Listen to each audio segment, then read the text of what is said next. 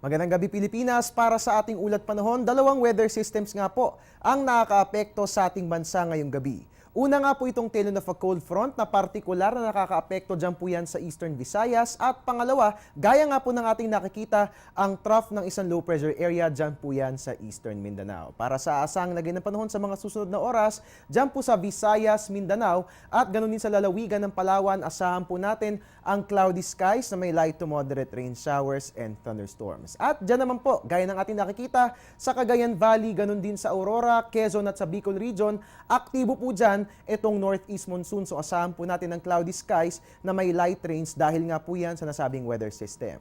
Dito po sa atin sa Metro Manila at sa natitirang bahagi naman po ng Luzon, asahan po natin ang fair weather ngayong gabi. At dapat maghihanda po tayo mga kababayan, bukas po yan na dahil inaasahan ito nga pong LPA na nagdadala sa atin ng trough ay tuluyan ng papasok sa ating Philippine Area of Responsibility. Ayon nga po kay Pag-asa Weather Forecaster Gladys Saludes, ine-expect nga po natin na papasok na ang LPA na ito bukas at magdadala ng maulang panahon dyan po yan sa Mindanao. Dahil kagaya nga po ng ating nakikita sa ating EMTSAT imagery, no, maulap nga po at ito'y dulot nga po ng LPA na nasa labas ng ating bansa. At kapag nga pumasok po ito, hihigupin po nito no, yung mga kaulapan nitong tail of a cold front. So asahan po natin na magiging maulan kung kaya't paghandaan po natin ang maulang panahon. Dyan nga po yan sa nabanggit na rehiyon. Pero ayon kay Ms. Saludes, wala namang dapat ikapanik, no? Dahil hindi naman inaasang magiging bagyo ang LPA na ito at magdi-dissipate din ito once tumama po yan sa kalupaan ng Mindanao. At yan nga po ang aasang lagay ng panahon sa mga susunod na oras.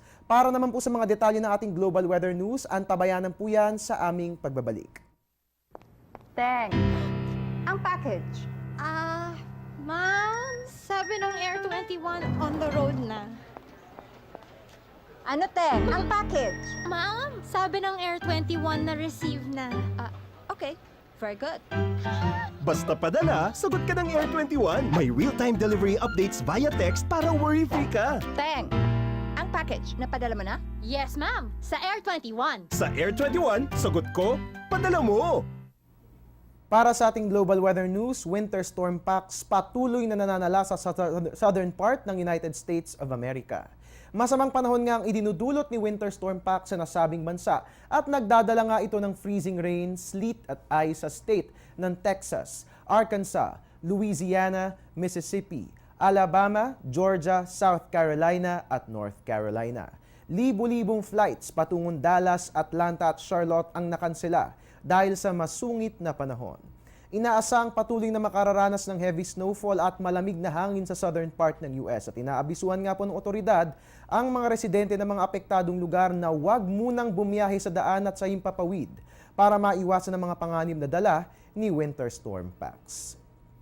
At balik po tayo sa ating bansa, no? Bukas nga po sisikat si Haring Araw 6:21 ng umaga at lulubog naman sa ganap na 6:00 ng gabi.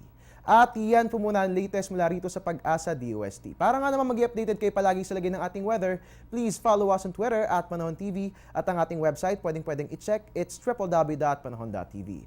Ang ating Facebook page pwede ring i-like, hanapin lamang po yan, panahon.tv.